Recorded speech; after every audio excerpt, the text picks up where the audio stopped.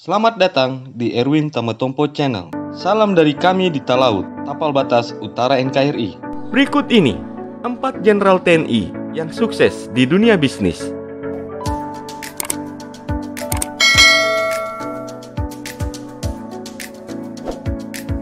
Bagi kebanyakan petinggi TNI, pensiun dari dunia militer bukanlah akhir dari karir mereka.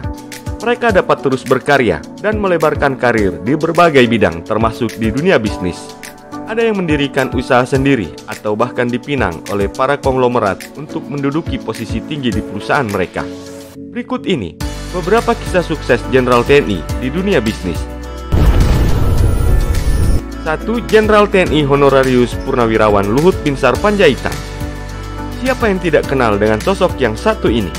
Saat ini Jenderal TNI Honorarius Purnawirawan Luhut Binsar Panjaitan menjabat sebagai Menteri Koordinator Bidang Kemaritiman dan Investasi Indonesia sejak tahun 2016. Jauh sebelumnya, Luhut Binsar Panjaitan memiliki karir yang cemerlang di dunia militer. Setelah pensiun, Luhut Binsar Panjaitan mulai aktif di dunia bisnis. Tepatnya pada tahun 2004, beliau merintis usaha dengan mendirikan PT Toba Sejahtera Group yang berfokus di bidang energi dan pertambangan. Bisnis Luhut terbilang sukses, bahkan dalam jajaran Menteri Pemerintahan Joko Widodo, Luhut termasuk menteri yang paling kaya. Menurut laporan harta kekayaan penyelenggara negara atau LHKPN di Komisi Pemberantasan Korupsi pada bulan Maret 2021, total kekayaan Luhut Binsar Panjaitan mencapai 740 miliar rupiah. 2. Marsikal TNI Purnawirawan Joko Suyanto. Joko Suyanto merupakan purnawirawan jenderal TNI yang juga memiliki karir yang cerah setelah pengabdiannya di militer usai. Beliau pernah menjabat sebagai Panglima TNI pada tanggal 13 Februari 2006 hingga tanggal 28 Desember 2007. Setelah pensiun dari karir militernya, Joko Suyanto mengembangkan karirnya di dunia bisnis dengan menjabat posisi tinggi di beberapa perusahaan besar Indonesia. Pada tahun 2007 sampai 2009, Joko Suyanto pernah menjabat sebagai komisaris independen di PT Adaro. Setelah mundur dari PT Adaro, Joko Suyanto dipilih menjadi Menteri Koordinator Bidang Politik, Hukum, dan Keamanan Indonesia periode tahun 2009 sampai tahun 2014. Setelah tugasnya di kementerian selesai, Joko kembali aktif di dunia bisnis. Di dunia usaha, beliau kembali menjabat sebagai komisaris di PT Lestari Asrijaya. Lalu pada tanggal 17 Maret 2015, Joko Suyanto diangkat sebagai Presiden Komisaris dan Komisaris Independen PT Chandra Asri Petrochemical. 3. Letnan Jenderal TNI Purnawirawan Prabowo Subianto. Jauh sebelum terjun ke dunia politik maupun usaha, Letnan Jenderal TNI Purnawirawan Prabowo Subianto memiliki karir cemerlang di dunia militer. Beliau pernah menjabat sebagai Komandan Jenderal Kopassus di tahun 1995. Kemudian di tahun 1998, Prabowo ditunjuk sebagai Panglima Komando Cadangan Strategis Angkatan Darat atau Pangkostrat.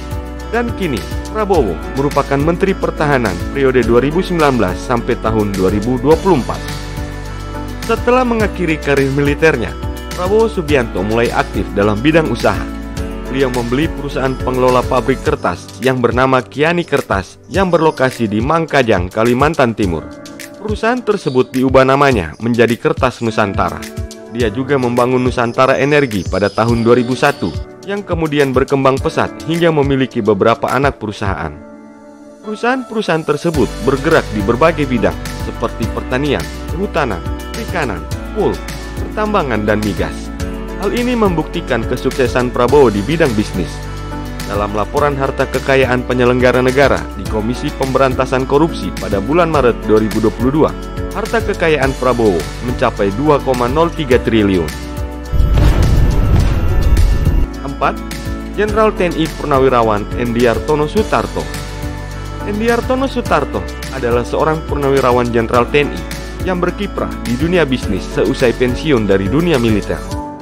Beliau pernah menjadi Kepala Staf TNI Angkatan Darat pada tahun 2000 sampai tahun 2002. Kemudian, Endiartono ditunjuk menjadi Panglima TNI di periode tahun 2002 sampai tahun 2006. Setelah mengakhiri masa tugasnya di militer, Endiartono mengembangkan karirnya di dunia bisnis.